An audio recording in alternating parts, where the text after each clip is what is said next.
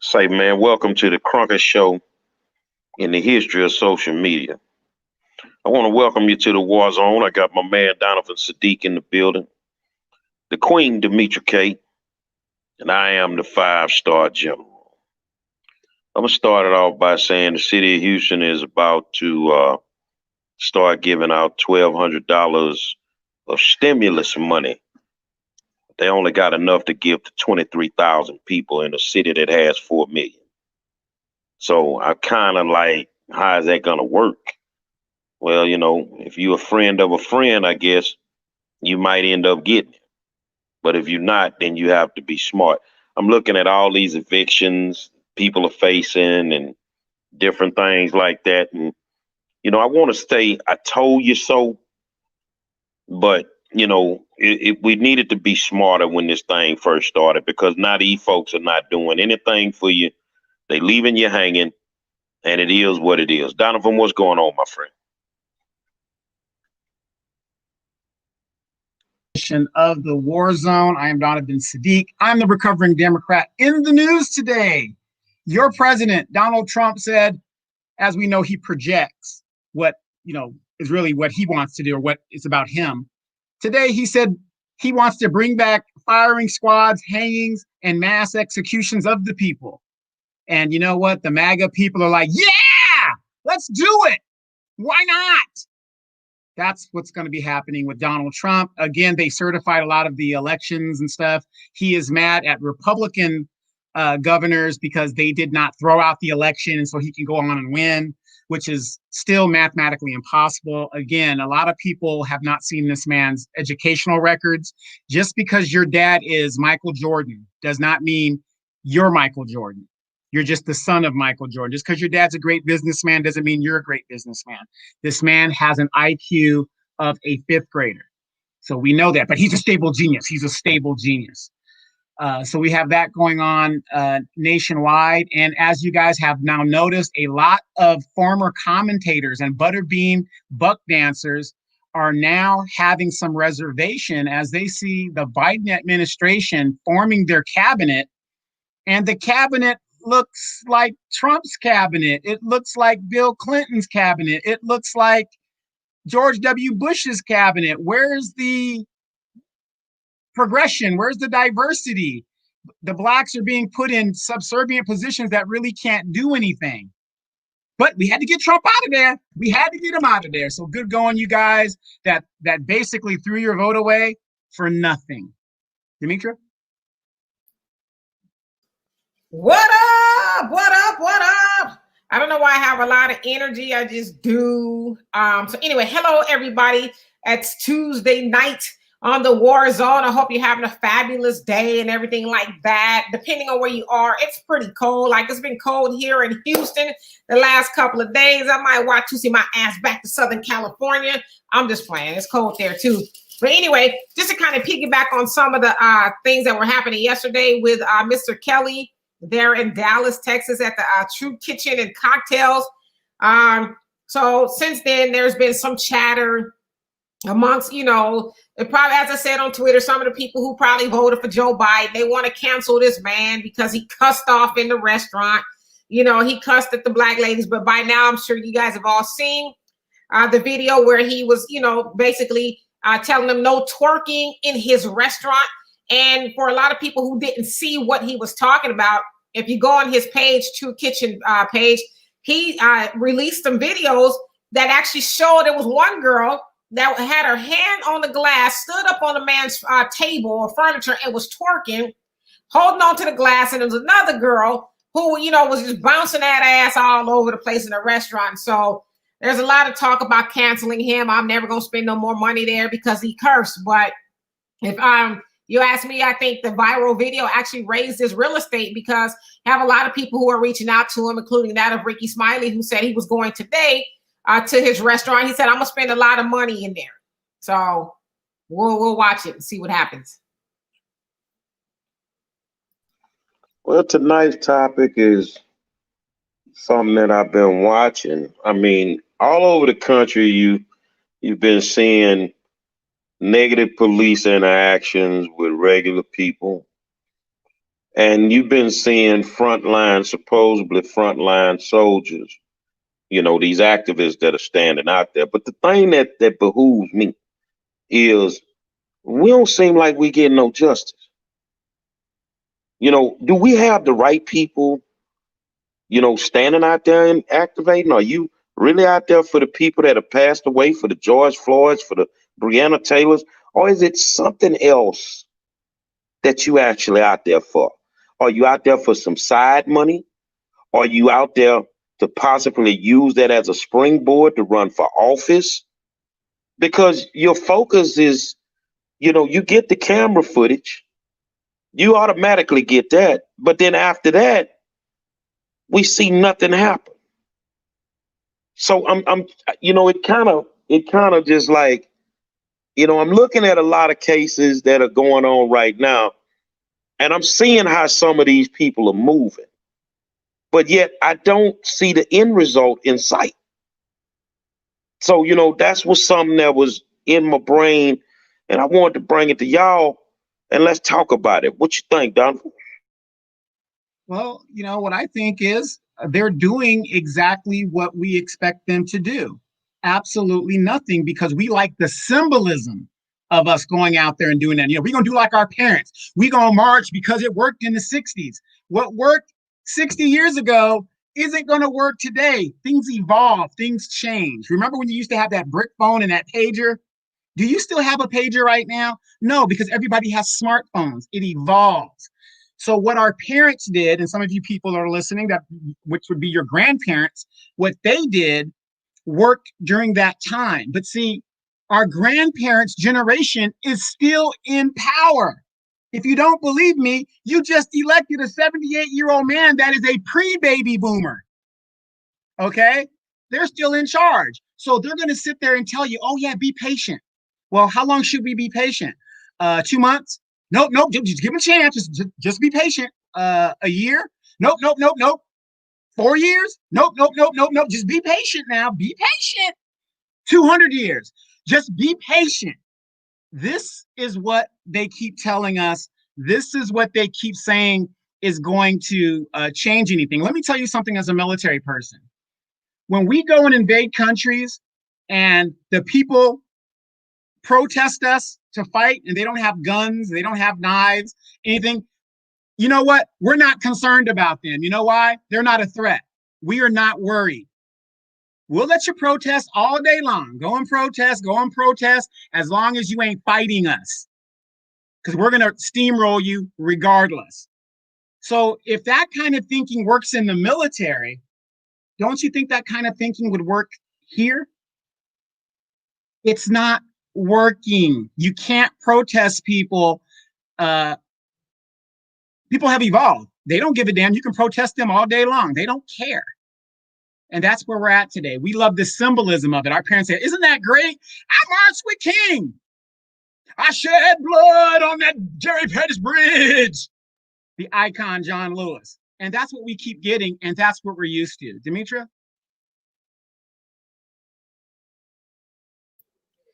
Well,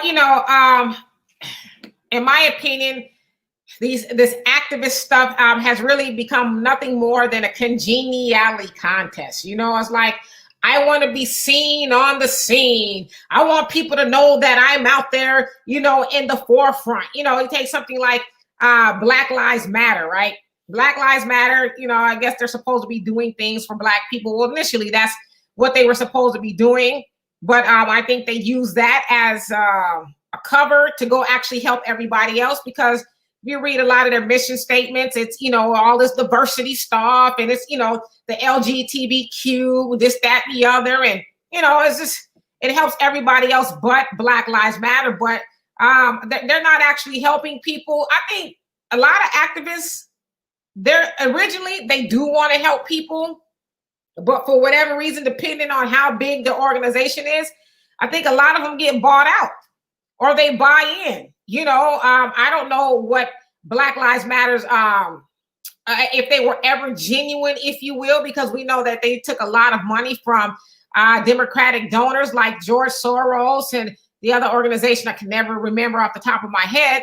But, as Malcolm X says, you always have to wonder why white people are always wanting to be involved in black people stuff. Why are they always wanting to donate and, and be at the helm? It's like, well, what's really your angle? Is it really because you love, and I'm speaking of something like Black Lives Matter, or, is it because you love black people? Or like the NAACP, or do you have another motive involved? And so a lot of these, I think, organizations, they end up selling out, if you will, buying in, because if they really were to help black people, a lot of other people would be in trouble. But then there's some activists who look at it as a money grab. And you know what? We'll raise all like Black Lives Matter, but from the time that George Floyd was murdered, and a couple of months after that, they raised like $1.6 billion. So it's a money grab for a lot of them. From what I understand, I was actually looking for the article. It sounds like they have some infighting within the organization over money. I'm going to find out exactly what that's about. But, it's a whole host of reasons why they don't actually do anything. But the other part is people who are giving them money don't actually see it all the way through. Like if you donate some money somewhere, don't you want to see it through? Don't you ever ask, like, how many of you ever went up to your pastor in church or whoever's handling money and say, hey, where's the money going? I've done it before. What are you doing with the money? And if they're hesitant to tell you, then there's probably a problem.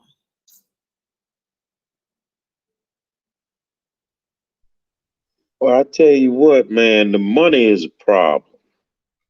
It's a problem because I've always been taught that you'll never understand the character of a man until you put him in a room full of money. Once you put him in a room full of money, the real person gonna come out. Now, Janelle brings up something. She say, like that BS all 7 of the new Black Panther Party did at the Louisiana governor's mansion. I'm gonna use that. I'm gonna use George. I'm gonna use Breonna. All right. I'm not gonna just pick on one thing, but I'm gonna use them. It's far more than that. It's far more than that. What have you gotten done? What have you gotten done? I don't see y'all trying to buy a PS2. You want a 5 because the times have changed. The graphics have changed. I need y'all to understand something, that these people have a copy of our blueprint. And part of that blueprint is these Negroes gonna march for a few. They gonna raise a little hell. They might even ride a little bit. But then they gonna march for a few. Some of them gonna go back in the house. The crowd gonna get thinner. And then we'll just walk our way through this. Say, man, if it was effective, if it was very, very effective in what we are doing, because we're using the same blueprint all over the country. Well, not we, because I don't use that blueprint. Not me. When I got to get out there, I'm not going to use that blueprint. There's a science to what I do. We use that same blueprint, and yet we keep getting the same results. We keep getting the same responses, And I'm going to just ask, because I don't get it. Like Bobby Charles, God bless that family, man. To go, his mom and dad are not doing very well because there's been no closure for them. If you're an activist and you see this family grieving, you are obligated to do everything in your power that you say that you were gonna do. But see, me, I go in with a plan A through M. I got multiple plans, but a part of my plan is I'm gonna burn people up, but I'm gonna get inside one of them doors. Once I get inside that door, now we finna have a conversation. But if all you doing is standing in front of cameras, woofing and crying and cussing folk out and all that, singing and we shall overcome, they're gonna keep killing us. You guys are not effective. And honestly, Dimitri, you said a mouthful. It's the money, man. These people are being bought off by the money, man. And it bothers me because the worst part of the job when you're an activist, when you watch something just implode. They didn't listen. They wouldn't do it a different way. Now you got to come in. They'll call you in and say, can you clean this up? So I got to clean up all your BS first before I can actually get to doing the actual job. And see, that's when you find out who done sold out, who done did what. I think a whole bunch of these suckers is on the payroll. I think a whole bunch of them on the payroll. From Black Lives Matter to the grassroots, a whole bunch of you Negroes is on the payroll. See, because you can't pimp the Little League football game no more. You ain't making no money in the parks no more right now. You can't do baseball and track. So now you're doing dead people. You're doing dead people, man. And you really winning right now. You got billions of dollars with Black Lives Matter. What the fuck did you do with it? Like you say, if I donate something, I want to know where my money going. I want to know where my money going. We need to watch these people, man, because these people are not working in the best interest of the causes that they say they out there for. So, you know, a lot of people will tell me, Demetri and Donovan, well, don't be divisive. I'm never with them anyway. I ain't with them anyway on what they doing. Because me, I'm not, first of all, I'm too big to be around and marching every other day. I ain't got that much energy no more. And I can't hit certain notes, so I'm not gonna be out there singing like no slave. It's not gonna happen. But I think we got to watch these people, man. They got ulterior motives. Donovan? Well, how many of you guys remember Ferguson? Who was the young man that was killed in Ferguson? And McDonald? Michael Brown. Yeah, Michael Brown. His mother just recently won office to Congress, right? She's going in there. I'm gonna be an activist. When she was running, I'm gonna be an activist, and I'm gonna make sure that they know our plight and all this other stuff, right? And a lot of people at Ferguson supported her, thinking that this woman's gonna go in there and really change what's going on in that district. She is now elected. They had their first freshman congressman meeting. How many of you guys saw? You can see it on YouTube. They interviewed her coming out of that meeting, and she sounded like a career politician. Well, we're going to do this, and we got to worry about the kids in the cages. No, wait a minute. Your son was killed. You ran for Congress because you were going to change all that, and people believed in you to change all that. Now, remember now, Congress, your base salary is 6 figures for the rest of your life, one term, free medical, all that good stuff. She is not mentioning anything about her district, where she comes from. She's taking the, they're giving her a position, but it's a position of power like Maxine Waters. It's like, okay, we're going to keep you quiet long enough to pacify you so you have your little kingdom, but you're still going to do what we say. And this is our problem. Like I said, I believe everybody, when they initially run and, they get elected, yeah, da-da-da. You get slapped down and they tell you this is how it's going to go. And then you become part of the machine. Look at the young man, congressman from New Orleans or Louisiana. They gave him a power position in the administration as an advisor. He didn't do a damn thing when Negroes were getting murdered in the streets. He wasn't saying nothing.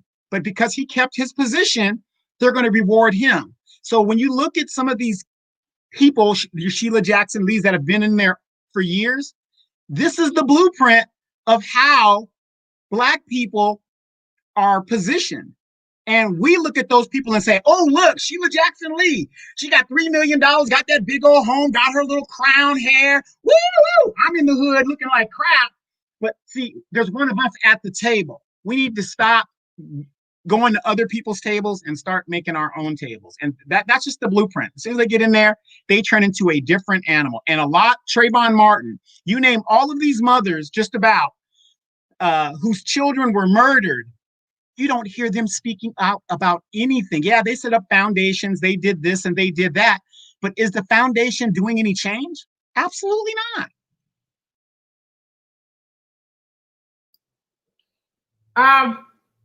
So, and Gary, you were saying, as far as, people like yourself, or people having to go and do cleanup, right? You have to do cleanup after the activists originally went through there and didn't do anything and probably made things worse. Well, I would say, especially to the families, and God forbid anybody is in their shoes, I always tell people, especially when they want to, hire me to do something, and I wrote my dissertation on this. The interview process goes both ways. I know it's hard a lot of times when you're grieving, your loved one was murdered, and then you have all these ambulance chasers coming to you, right? All these people, well, I'm going to help you. I'm an activist. Yeah, just, let me work for you. So you're grieving and you think, okay, well, I've heard that person's name before in the news here and there. So they must be about the business, right? And then you hire them on and they end up not doing anything. So you have to say, okay, while what happened to me is horrible, I still need to vet you too. I need to make sure that I'm not going to have to spend a lot of money with you and time and grieving, and you don't do a good job. And then I have to stop and then hire somebody else or bring somebody else on to help our family or whatever. So the vetting process goes both ways, because a lot of times I know people, call people like Benjamin Crump an ambulance chaser, and he might be, right? In my opinion, I say he more is than he's not. You hear his name in the news a lot, and you think, oh, okay, yeah, he's cool. You just, you got to ask questions. Ask questions of everybody, especially when you're going through something like that. And as far as people like Michael Brown's mother going to Congress and, what it sounds like selling out, well, it's simple, especially if you're Black and you're originally on a mission and then you try to get into their system. White supremacy says, yes, we'll embrace you with open arms. Come on in. How much will it take? How much will it take us? What kind of check do we got to slide across the table for you to water down your message a little bit? Like back on off it a little bit. You know who they did that to? They did that to Martin Luther King. They did it to Martin Luther King. They did it to John Lewis and a couple other people that was with them. Look it up, called the Big Six.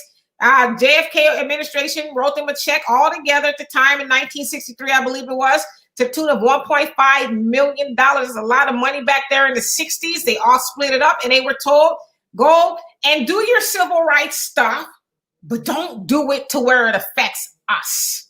And that's what they did. So. Well, I think that's where we at right now. That some of these youngsters then took the playbook from back then. They running with the money and they not getting the job done. And it's heartbreaking for me because, for example, in which I love the Pellerin family. I love Trafer's father, Cedric. Talk to him all the time. And he like 5-star, just do what you do. Now, I've never asked this man for $1. So what does it actually cost me to do what I do? A tank of gas, maybe $25. And I can get there on a quarter tank. $25. So when I hear people talking about they need all this money, to organize, well, we know some of y'all pay protesters to show up. They're not genuine protesters. Yeah, I'm exposing y'all tonight. You pay protesters to show up. You give them signs and different things, teach them the chants, and you pay them a salary to show up. But that's not getting us justice, man. And you remember when we were covering George Floyd, when I was at Ground Zero, I just kept saying the work for George is not going to stop until they put him in the ground. I mean, it's not going to start until they put him in the ground. And the thing is where's the justice? Say, man, some of y'all are parasites. I'm gonna just be honest with y'all. And I know a lot of y'all activists, y'all like to watch this show, and some days I step on your toes, and some of y'all even call me, man, you went hard. No, I went hard for a reason. Man, because I'm serious about this. This is something that the higher power put on my heart to be able to help people. Now, if I want to make money, then what I'm going to do is I'm going to set me up an advocacy agency, because that's different than activism. And then my people come in, the actual clients, and then we can go from there. But when you out there being an activist and you don't have an end result in sight, you're really wasting your time. You're making it hard. With all the murders that they have in the state of Louisiana, I'm looking like, hold on a second, bruh. You know, you got some high-powered folk out there, man, supposedly on the front lines. You know, you got Garrett Chambers out there, to me, who's unceremoniously has gotten very quiet lately. Why? Why you quiet, brother? You was raising hell about a school board member. Why you quiet now? Oh, they trying to run you for Congress now. They're trying to put you in that seat. So now you're going to play the game. I think you're going to just get up in there and you're going to play the game. And that's just me just calling a spade from what I see. You know, and I'm really not trying to disrespect anybody because the work has to be done. It has to be done. But dog, if you take the money, we'll never get justice for these people. You think about the murders that have happened since George Floyd just in the state of Louisiana alone. They really think y'all a joke, bruh. And God, man, if y'all gonna do marches and protests all over the country, can you bring more than 30 people, man? Can you bring more than 30 people, bruh? Can you show up on a day where the building is actually open, man? Because you're not doing nothing. Man, if I'd have been off in that Charles case, man, I'd have shitted on them people a long time ago. One, I'd have never been at the governor's mansion. I'd have never been at the state police because these people ain't got nothing to do with the case. It hasn't even been turned over to the state police. So now we talking about we gonna do recalls. Well, how long that shit gonna take? Even if you do a recall and remove a prominent politician from office, that's still not justice. They didn't kill anybody. We're talking about the people that actually killed somebody that are still walking free and we're doing nothing about it. And then we walk around like we got our head held high. Oh, and by the way, if any one of you activists got a problem with what I'm saying, let me know. I'll pull up. Let me know. I'll pull up, homie, because I'm dead serious about this. Because y'all are really wasting time. You make the job harder for the people that actually want to do it. And you are not serving the purpose. Donovan? Well, I have to agree with you wholeheartedly. They're always telling us to be patient when it comes to justice. If it wasn't for the video camera that got leaked in the Ahmaud Arbery case, I mean, that was 3 months went by before they even went to even arrest these guys. And now they're in jail trying to get out. They're saying it might take another year before these guys even go to trial. But, recalls. Demetra knows we did a recall in my city. Do you guys know how hard it is to do a recall? Now, my city is 200,000 people. Houston is over 4 million? And you're going to try to recall a city council person or whatever? My city's only 200,000. It took us 2.5 months of being out there almost every day gathering signatures. Now, how many of you Negroes are going to take the time to do that? And we were doing it in the summertime. And I live in the desert. And we got it done and we recalled the woman, right? But the political machine put her back in office 2 years later. This woman is still in power to this very day. I have never seen in politics where somebody who got recalled went right back on the seat in the next general election. It was incredible at what happened. But then again, if your name is Baca and you live in a predominantly Hispanic city, they're going to vote for their own, regardless if she's good or bad. Group economics, group self-awareness. But that's what they know. That's what the white man knows. All they got to do is wait us out, throw us a few butter biscuits and sacrifice a few people here and there. What's the guy that murdered George Floyd? Have you ever heard of somebody getting bail, which he should have never gotten, but he got it, and allowed to leave the state? Where was the protest and the upset and the just kicking in the doors about shit like that? They know how we are. It's football season. The basketball season's about to start up again. Oh, it's Christmas and all this other stuff. We are so easily distracted. They know how to play us, and they play us so well. And you know what's crazy when you bring up Chauvin and that point? Let's look at Bobby Charles.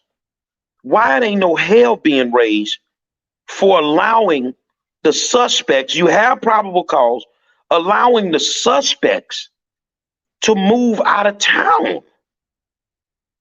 And I mean, we want to raise hell about every little thing. But then when we touch this subject, we ain't raising the hell that we should raise. Y'all supposed to be sitting on the police chief doorstep every single day. The DA's doorstep every single day. But yet you ain't doing that. So something tell me, either you the dumbest activist walking, or they didn't put a couple of coins in your pocket. Demetri? I mean, yeah, I'm just one of those people that tend to think that it all really starts and ends with the people. You know, if you have an activist that's supposed to be doing something, whatever that is, you should be able to hold them accountable. And if they're not doing whatever it is you want them to do, then, you know, you find somebody else.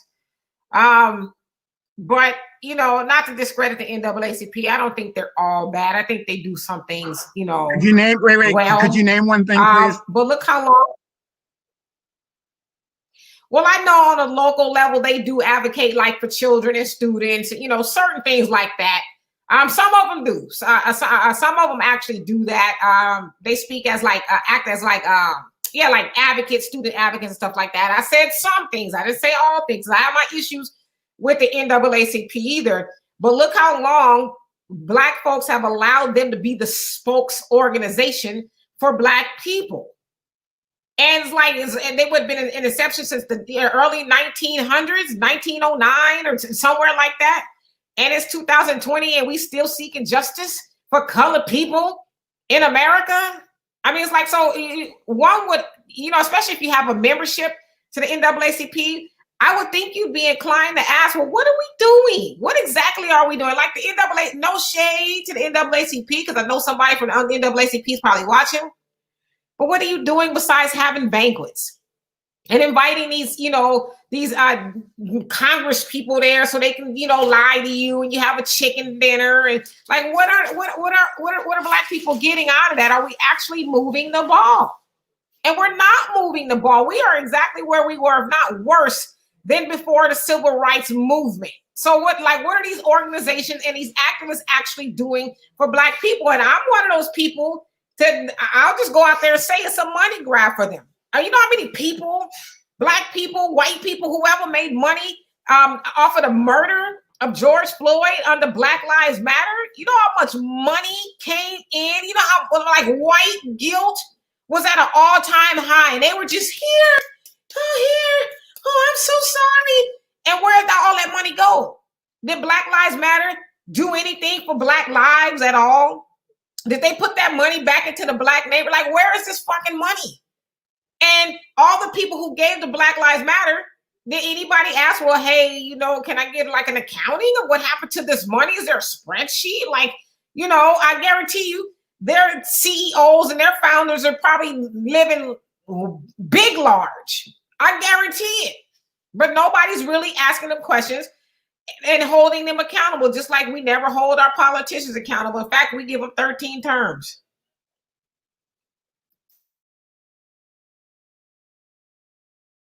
Second, I want to read Kiki Will's comment. She said, serious question though. What is the suggestion for real change? Marching isn't working, protesting isn't working, screaming, chanting, and yelling isn't working. What can be done to change the system where Black people have to fight for justice because this is a Black baby that was murdered, and it shouldn't even take all this? Well, first of all, I'm gonna tell you this here, sweetheart.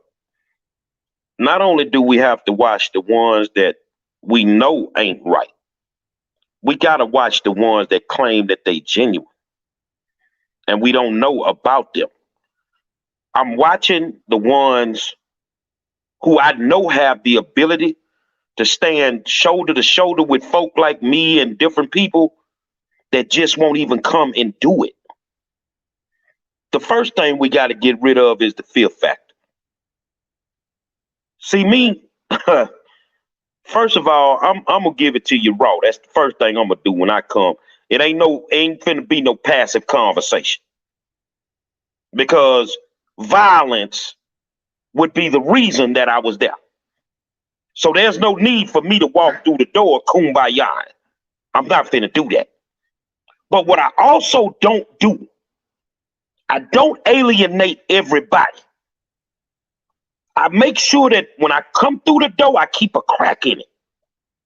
Because in order for me to get these people to move the right way and make the decisions that need to be made, I got to be able to go back through that door. So you got to have a real skill set to be able to communicate with them on their level. So sitting in that room is simple. Donovan and Demetri, just imagine if y'all was them. I'm going to tell you straight up the pros and cons of what's going on right now. Now, right now, I'm here and I got my hand on your people. They calm right now because they know I'm working. I need them to be calm, because if it ain't no peace, we ain't gonna get no justice. So I need them to be calm. But I want you to understand something, that if you don't move the way I need you to move, I'm not gonna tell them to do nothing. What I'm going to do is get in my damn car and go home. And when I go home, they're gonna burn this motherfucker to the ground. Now, what you want to do? How you want to handle this now? Oh, it's gonna make sense to somebody. And I always remind them of this. Demetri, you'll love this comment. The violence will not be contained in the ghetto. They coming to a suburb near you. So they gonna burn up your shit. They gonna try to loot your shit, rob your shit. What do y'all want to do? Well, Mr. Monroe, what we need to do. Now we talking. Let's figure this out now. Do we have probable cause to arrest those people with Bobby Charles? Yes, we do. One reason is you picked him up and you didn't have parental consent to pick him up, and he ended up dead. Secondly, not only were they complicit, the police department was. You never secured the crime scene. And one of the most integral, pieces of evidence was the actual car that was there that some people said that Mr. Charles was in. When did you do a DNA analysis on that car? You never did that. So I'm going to tell you what. All I need you to do is do one now and tell me how much bleach you find in that car.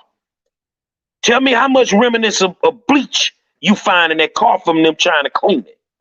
Now, when you find that, you have more than enough probable cause to arrest these people. Now, if you don't arrest these people, I'm going to get in my goddamn car and I'm going to go home.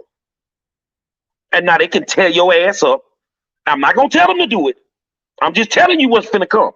All I am is the weather forecaster. I'm telling you there's a storm coming. Well, Monroe, wasn't there an audio tape of the mom talking to the son's mom that was murdered, Charles's mom that was murdered, and she was giving details that she shouldn't have known if she wasn't there? So wouldn't that be probable cause right there? She had intimate details. Well, you definitely have that factor, which is a major factor. But the people that are dealing with this, and I'm not picking on that one situation, we're just bringing this up. Y'all ain't beating the drum the right way, bro. Y'all supposed to be beating this up right now, man. Because just marching and chanting in front of closed buildings for 2 to 3 hours, that shit don't get justice. And like Brother Malcolm saying, I know Demetri, she gonna follow that up. We just need to stop singing and start swinging, man. Yeah, I think stop singing and start swinging is definitely an option, but there's so many more things we can do before that, and that's really pool our money together. Dr. Muhammad says And so many other people said it is 100% right. You have no power without money. We don't have an economy. We do, but we trick it off. We give it away, and then we want to stand in the middle of the damn street talking about Black Lives Matter. Don't kill us. Well, if Black Lives Matter, keep your money in your Black community. If Black lives really matter, and I give this analogy all the time. You got 5 low pieces of bread. You got 5 people in your family. The neighbor comes across and says, "Hey, can I borrow 5 pieces of bread? We're all hungry over there." Are you going to give them most of your bread? No, because you need it for your family. But we don't see it that way with our money. And so we give all of our money away. And then we want everybody else to help us and see us. But what we're also forgetting is that we were never brought over here to be cared about. And here we are in 2020, still trying to appeal to the oppressor. Please care about us, love us, our lives matter. But we do things in our community. And I'm not saying it's all our fault, because we were made in this condition that we're in. But we do things every day in our community against our better interests. And so, we got to get to a point to where we stop trying to appeal to the oppressor. Appeal to your brother and sister. Do you know that's going to go spend a bunch of money with somebody that don't look like them? Appeal to them and say, if we pool our money together and start building some things. I read an article today that said that now, because of the COVID, in education, and Gary, you've probably seen this. In education, it says Black and brown and poor children are severely behind in math and reading, because they have to go to school over the computer, right? But we know a lot of times in those communities, they don't have computers, they don't have Wi-Fi. It's just a lot. And so now, we were already behind in those areas, right? So now they say that is worse. But when I read the article, I'm like, why are we waiting for somebody else, the white school system, to educate our children? Why don't we have what it takes to at least be able to educate our children? Find a Black school, build a Black school, or as a parent, educate yourself to where your child is not sitting in front of that computer and they're struggling. But the other thing to that, in all fairness, is that this COVID online schooling is also exposing that a lot of teachers just can't teach. It's really exposing that, right? And so we got to get to a point to where we stop expecting everybody else to do for us. So we start swinging and stop singing and start swinging. But there's other things that we can do before we get there. We just got to understand and make a decision that we're going to stop giving all of our power away via our pocketbooks. To me, it's really that simple, but we won't do it. Waiting on Joe Biden to get his ass in the White House. Hell, he don't even, from day to day, the dude probably don't even remember he's going to the White House. But we waiting for him to get to the White House, and who he gonna do something for us? This man every day has showed Black people, I'm not going to do anything for you. If I do anything for Black people, it's gonna be these immigrants that I fill my cabinet with that don't have the struggle of an ADOS, American descendant of slave. So we're waiting for all these people to do something for us instead of saying, hey, because you know what? The reality is, if we stop singing and start swinging, our Black asses is going to go to jail. So why not, before we get to that point, start thinking about Black people first? It's not hard. It's a lot of different ways to swing. Let's go to Baldwin, Louisiana, which is predominantly Black, at least 90% Black. But at least 95%, 96% of the businesses are white owned. You swing by not spending your money. You swing by not spending your money. Now, in all actuality, and I'm not saying for anybody to do that, but if they children would end up dead like that, it would stop in a heartbeat. And I tell you why I say that, because I look at the crack epidemic, I look at the opiate epidemic. When it was the crack epidemic, all you found to help our people was long prison terms. But as soon as the opiate epidemic started and it affected white America, you came up with every program you could think of. You came up with your drug courts and all that stuff, your diversions and everything. bottom line, and I'm gonna tell this, and I got some good white people here, and I don't want you to take this the wrong way. But you have watered down the revolution. And it's not your fault that you watered down the revolution. It's the fault of the black organizer. You will never be taken serious with a black revolution when you got white folk leading the charge. It's not going to happen. They're not going to do it. You see what I'm saying? It's, to me, and that's just my opinion. It's not the opinion of Donovan or Demetri. But it's not going to happen. And some of y'all don't know how to step out the way. You know, when you had that conversation with me, look, I don't need you on the front line with me. It's cool if you back us up, but we got to stand in this water for our people. We got to stand in this water for our people, man.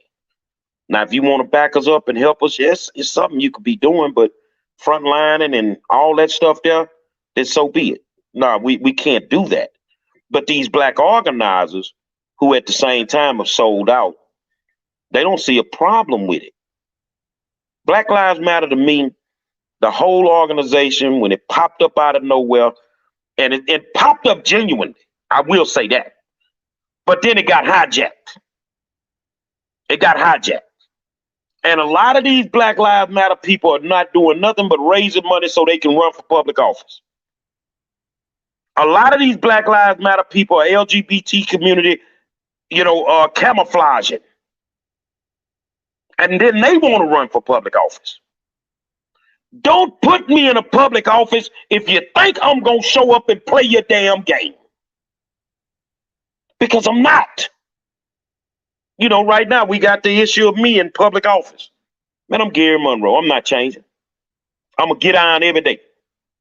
But I'm going to get down for my people before I get down for anybody else. I'm just telling y'all, if you're white and you say, well, I don't know if I should vote for him, just understand that I'm going to take care of all the kids. But when Demetri can tell me, who's an out-of-towner that just migrated to Houston, that kids are behind in learning in math and English because of the COVID, I would tell her, you're right, sister. But before the COVID came, they wasn't doing shit for them anyway. They wasn't trying to get them up to speed anyway. They knew them kids didn't have computers. They knew them kids didn't have Wi-Fi. But you made sure that the kids on the other side of town had it. You see what I'm saying? And I'm also watching some things over there with the appointment. The appointment of the seat that we in. Let me show you how the game works. That has been a black seat forever. Now, I know you trustees, you watch me. So it's two of y'all. I ain't going to say your name.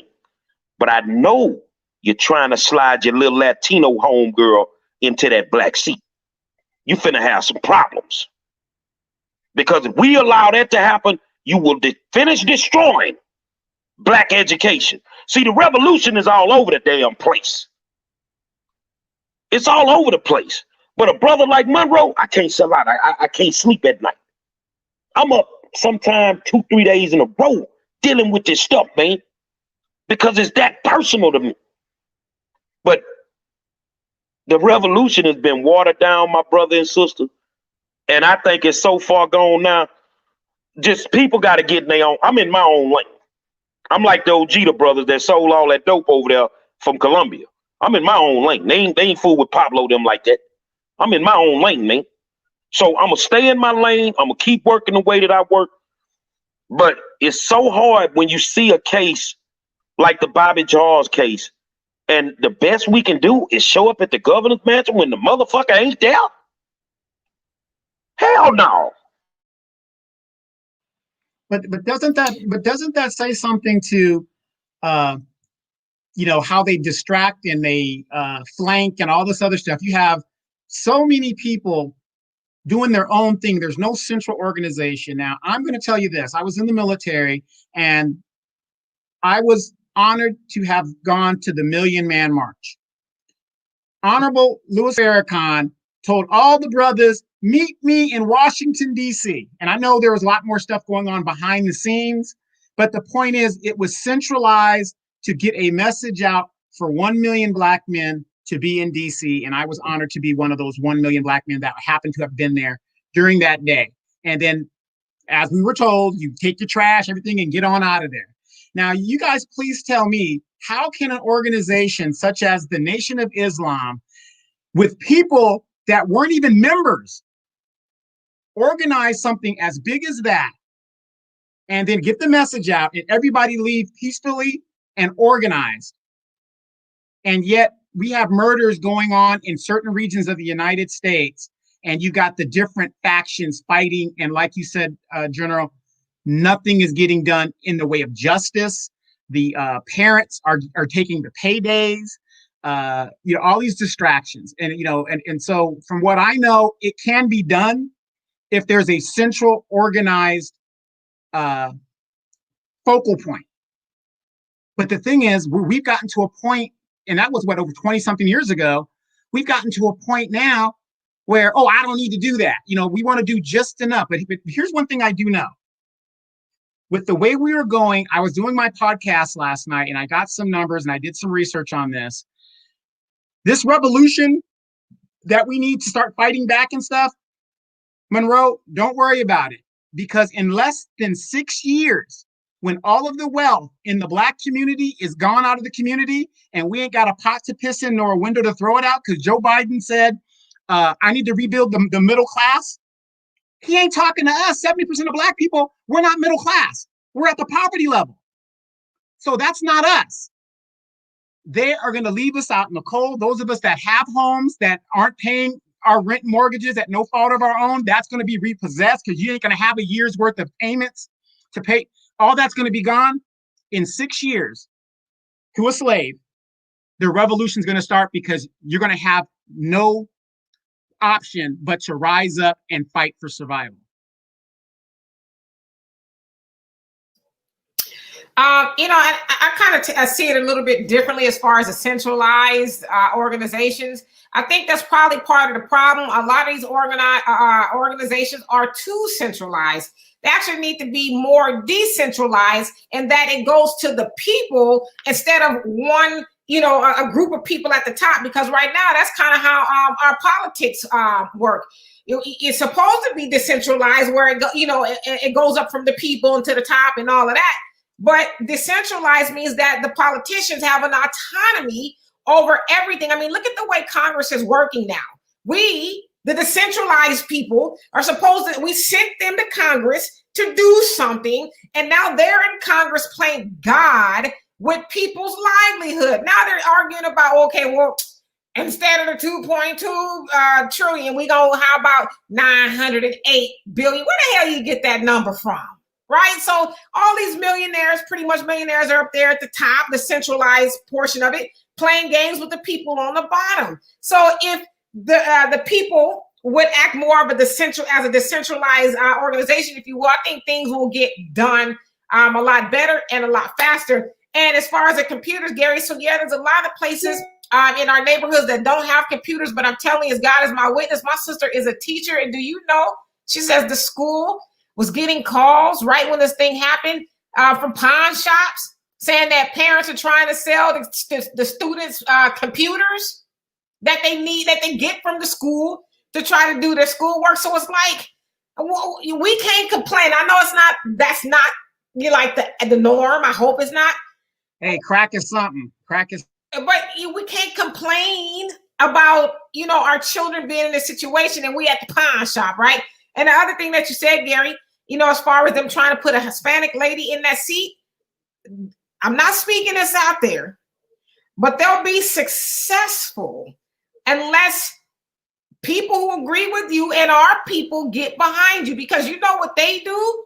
They don't give a damn who it is, what it is. For the most part, they get behind their people and make sure they get what they need. But us, we find every reason not to do it. The crazy part about it is there'll probably be a whole lot of Black people voting for it too.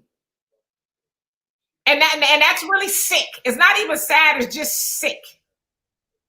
They may get away with it with the appointment.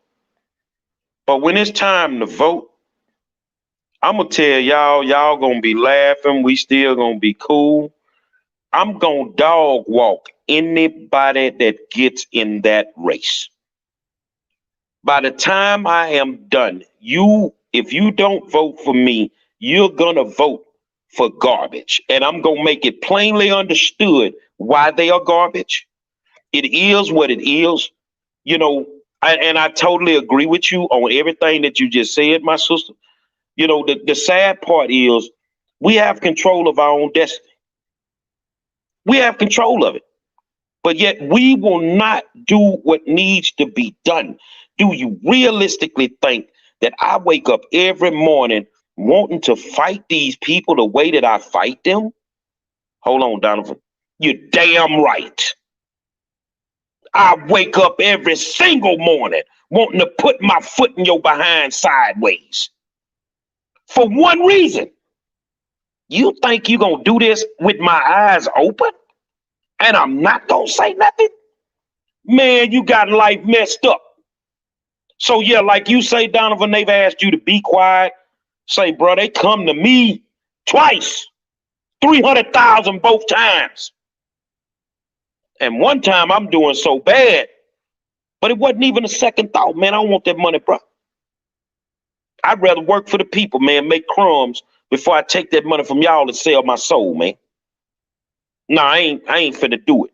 So, you know, the thing is we got, and one of our problems, and maybe y'all can speak on it, we got too many intelligent black people that could be fighting this fight, doing too many different goddamn things, man. When we gonna wrap our mind around 3 solid things and just go for it? Economic empowerment, education, healthcare. When we gonna wrap our minds around, and it don't have to be that, but 3 solid things and we all go for it. You know why?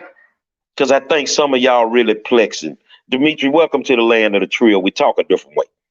I think some of them really plexing. And I grabbed that side of the shirt for a reason. You won't work with 5-star because you don't have 5 stars. You won't listen to me because I wear them 5 stars and I wear them proudly. I'm battle tested. Everybody can't be a general. Everybody cannot be a general. Donovan, you were in the Air Force, one of the greatest fighting squadrons of all time. With them red tails. They were at the bottom. But them were some bad boys, man. They couldn't have done what they did without them doing what they need to do. So guess what? They played their position. And a lot of us just don't want to accept the fact that we are not leaders. We're better being followers, Donovan. That sums it up right there. I mean, that's it right there. That sums it up. But I do want to say this now. If I was had kids in the school district and I was fighting for the kids, there is no amount of money that you can pay me to not stand up for the kids. Okay. My fight is usually City Hall where I live. And Dimitri, I will tell you, you want to make some money, get into politics. I mean, they throw money at you. But I used to say this with Dimitri when I was running all the time. And I used to say this in my speech when I was running. And I would tell this to my opponents. If you want me out of politics, if you want me out of the city and just done with it and stop exposing you, pay me $5 million and I'll go. And why you guys are probably saying, well, why $5 million? Well, you know, $1 million doesn't go very far in today's economy. But if I'm going to shame my family name and I'm going to shame myself in the city, I think $5 million is enough for me to move and leave and go. But I want my $5 million in $10 bills and give it to me. But realistically, we know I'm not going to get that money. But that's all they have to do. I tell people here all the time, you want me to shut up in the wilderness and stop exposing the city for what they're doing? Fix the streets, fix the park, get rid of the graffiti, whatever it is. That's all you got to do. I would have nothing to say. And I'm doing this all by myself. And here's the sad thing about my city. 30-something% of my city is Black. 30-something%, 40-something% is Hispanic or whatever. When I go to city council or city hall, Dimitri will tell you, I mean, when she went there, she thought it was a improv act because it was just clowning and all kinds of stuff was going on. You couldn't believe it. Black people don't show up for city council. They show up after the fact and then they want to holler and scream, but the job is already done. It doesn't take that much. It's just we have to get together and do what we got to do and hold these people accountable. And you hold them accountable not after they get into office. You hold them and say, sign this thing here that says, if you don't do this, this, and this, get your ass going. That's what we need to start doing.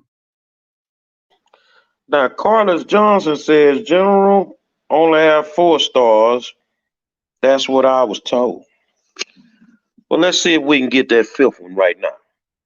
When there were no libraries at Cullen Middle School, Addicks Middle School, Jackie A. Senior High School, old 4-star general made them spend $2.5 million to redo it.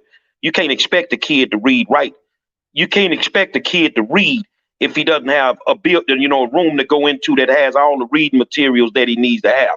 I need you to build this just like you did for the other kids on the other side of town. Let's see if I can get that 5th star. When you told me that you wasn't going to rebuild all these black schools, not only did I make you rebuild these black schools, but I made you put additional programs in every single one of them. Hold on a second. I'm just a parent and I can move like that. Let me see if I get this right. 237 clients represented and 0 losses against their high-powered attorneys. And I want you to understand, when I say high-powered attorneys, Demetra, they have 45 of the top law firms on retainers every single day. How do you beat these people? You put the work in. When you told the police officers, who were the 13th lowest paid police organization in Harris County and surrounding counties, you are not getting a raise in HISD police, who stepped in that room? I went got that money for them dudes because they good dudes, they patient. Not all of them are good, but the 90% of them, top-notch officers in that district. So I went to war. When they were wrongfully firing teachers, taking them off their campuses, and the administration didn't even know they were off the campus, yet they were still paying them. No, you're going to put them back where they need to be, and it is what it is. And last but not least, you tried to silence me. And I took your ass to the 5th Circuit, and I even won now. So no, baby, I've earned that 5th star a long time ago. And I've stood up for special ed and everybody else. But in the fight with activism, that's what it has to be. You got to be willing to step out there. You got to be willing to walk in that water. You got to be willing to go to jail. You got to be willing to stand in front of that board, just like I did one night, not knowing that I was dying, but standing up for children. And guess what? If I die poor, God damn it, I died fighting. And I want to just go back to that centralized argument for a second. I think it was Errol. You said that in a war, we need a centralized leadership. Well, as they were talking, I was thinking, I was like, well, how long are we going to be in this war, and when are we going to win it? You take somebody, let's go all the way back to Marcus Garvey. I think that was pretty centralized. We didn't listen then. We ain't listening now, but you know who black people do listen to? We listen to white leadership. That's when we get centralized. We take orders, and Gary, you hit the nail on the head with the followers. In order for a centralized anything to work, you need people who are willing to follow. Black folks ain't gonna follow nobody unless it's white. It's just the way we've been conditioned since slavery. But I do think that we should start feeling a little bit more empowered instead of waiting for everybody else to do something for us. That's been our problem. And most of the time, like I teach on this a lot. Jim Jones in Guyana. Okay. That is who we are. That white man took a majority of black people to Guyana with him and had to force them to drink the Kool-Aid. Because we'll listen to them. We won't even question. Those people sold their houses, gave up everything, and flew over there, and then you guys know the story. But at some point in time, we have to start questioning and figuring out the best plan of action for us. Like, we need to get involved instead of waiting for somebody to say, well, here's some Kool-Aid. Well, they got some more Kool-Aid on the way. It's called a vaccine. Right. Hey, wait, do you know that it said that a lot of black leadership is saying that we should have first dibs on it? No, I don't think that. I told somebody this morning, and I mean what I say. If it's so goddamn good, why don't all the leadership of the United States of America line up and be the first one to take it. Now, if you end up with a dick in the middle of your forehead from the side effects, then we already know that it don't work. And we have to make sure that they're taking the vaccine, because we don't know. It could be water. It could be something, that they're just saying, okay, let me do it, whatever. So we got to be sure of that. But yeah, how many of y'all are actually going to take the vaccine? Let me sing it for you. I ain't taking a goddamn thing. Well, as I say, and I'm going to say it again, how many of y'all going to be forced to take the vaccine? Now, when I say forced, well, you can't come back to work until you take the vaccine. Or your kids can't go back to school until you take the vaccine. Or you can't get them food stamps or those other governmental programs unless you take the vaccine. So that's the question I think you really need to ask yourself. Am I going to be in a position to where I'm forced? And like I told y'all, I know somebody who has a really good job. And right now they're working from home because of the COVID and all of that. But they were told, when you come back, before you step back in this office, when that vaccine is available, you have to take it if you want to continue working here. And they told them this like 4 months ago. Well, you know what my mama would tell them? I was looking for a job when I came in. I'll be looking for one when I leave. And have you guys noticed that all of a sudden, all of the pharmaceutical companies, and by the way, their stocks went up 600% since April of this year, 600%. But notice how all of the pharmaceutical companies, all of a sudden, now their vaccines are working. This is at 90%. Oh, mine's 93. Oh, ours is 94. But who did it work on? Who the hell did it work on? Some fucking lab rats? Come on, man. We can't fall. Look, the banana in the tailpipe, man. Like I say, you're going to have a penis grow in the middle of your forehead. You go take that stuff, and then you're going to be walking around here, and I'm going to be laughing at your ass. I promise you. Oh, you took the vaccine. We're going to know who took it. We're going to know who took it. Because your ass going to be running like a 72 Chevy. Well, as the minister warned us during the Criterion when he gave the speech on July 4th, he says Tuskegee. Okay, if anybody has any questions about this vaccine, just remember and research Tuskegee, the Tuskegee experiment. They were supposed to be saving Black people then and giving them this, that, and the other. And, 40 plus years later, a lot of those men died with syphilis and passed it on. It was just a nightmare because we trusted the government to help us. So that's all I got to say is Tuskegee. Well, get what? A whole bunch of them going to be running around here wearing Pampers because your bowels going to be moving on you in a heartbeat. You're going to be shitting all over yourself. You ain't going to know what's going on with you. But all you got to remember is when you took that vaccine, that they didn't take 2 or 3 years to figure out if it worked. They done did this in 2 to 3 weeks. And they done tested it on some rats. Oh, yeah. Whole bunch of y'all rats, though. But, it is what it is. Yeah, so absolutely. I guess, but in closing, activists, it's a money grab now. I think for the most part, it's a money grab, and nobody's really holding them accountable. Nobody's really asking questions. Like I said, a lot of people scared to go up to their pastor and say, "Hey, pastor, now I gave 10% of my income all year long, which is quite a bit. Depending on how much money you make. I'd like to see where this money is going. Y'all ain't gonna do that. You don't do it to your pastor. You don't do it to your politician. And you might, but that's as far as it goes. When they say, well, trust me, sister so-and-so, we put the money to good use. Never mind sister so-and-so's new shiny Cadillac. Just know we put Escalade. Yeah, we good with it, and then we complain about everything else because we don't really have a good follow-through game in our community. So activists, they're just joining the pastors and the politicians. They pimping. Your final thoughts, Mr. Donovan? Hey, my final thoughts, you guys. Look, you're not going to get any real news about what's going on in our community if you don't continue to watch this show and the New Black Media. I mean, we are exposing all of these so-called white papers and what you see on MSNBC and CNN.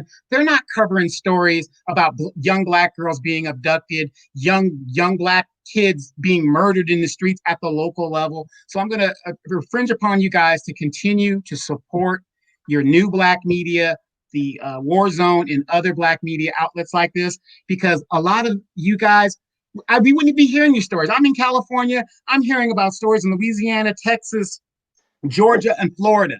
And what happens over there affects me here and vice versa. So I'm going to tell you guys, continue to do that. Be safe, wash your hands, cover up, and hopefully we'll get out of this soon. And don't get your damn kids no damn PlayStation 5 when you know you got goddamn rent due. And let me say this real quick, Gary, I want to answer Red. How you doing, Red? You say, is there a way we cannot take it or don't have to take it? Well, let me ask you guys this. How many of the Asian community you think will have to take a vaccine? Probably not very many. You know why? Because they're in a position to where they don't have to do that. They got their own stores. They got their own banks. They got their own schools. They got their own everything. And so I guess what I'm saying, Red, is, and this is, not just for you, but for all of us, really, we need to get in a position to where we can say, nah, we good. I don't need, to be held to a mandate to keep the job, that you're offering me. I don't need it because my kids go to a Black school and we have all these Black businesses thriving to where we don't force our people to take something that could be deadly for them, right? So we need to get in a position to where we can say, I'm good. Well, I'm going to end it with this here. If you ain't got the COVID right now, you must be doing something right. You must be doing something right. So keep doing what you're doing right. Keep your eyes on your babies. I know a lot of school systems are getting rid of virtual learning, forcing these kids back in the classroom. But always remember, the school system will not pay for your child's funeral. They will not be there for you. They'll say a couple of words and then they'll move on. Be smart about it. And the best education that you could ever have for your child is homeschooling. Homeschool your child. They can still participate in athletics at their homeschool, but try homeschooling your child, man. Get rid of the excuses. Eventually, and it came down from Washington, especially with Texas, even Washington, D.C. is telling the state of Texas, you got to do something. You got to do something. But once again, the leadership of the state of Texas is not appointed. The leadership of the state of Texas is elected. So whether you white, Black, Latino, immigrant in a damn cage, this COVID will not play with your ass regardless. So, just be smart and keep doing the things that you need to do. And for my activist brothers out there, money will always be there. But to affect change and help a family that's grieving, you don't get that many chances. You don't get that many chances, man. Make it a heartfelt effort. Get out and bust your behind and take a couple of pages out of my book. You need to learn a couple of cuss words, inbox me. I shoot you a few. I shoot you a good one. Funky my motherfucker. Because in them private meetings, that's just what they might be. Because I'm not going to play the game. I'm just not going to play the game. So to the Pellerin family, to the Charles family, Breonna, George's, man, we got to get justice for somebody. Because we ain't got it yet. It started with Trayvon for me. We dropped the ball. We didn't get it. Sandra Bland, we didn't get it. The money will always be there, but the justice can come and go. Until tomorrow night, my good people, we'll holler at y'all.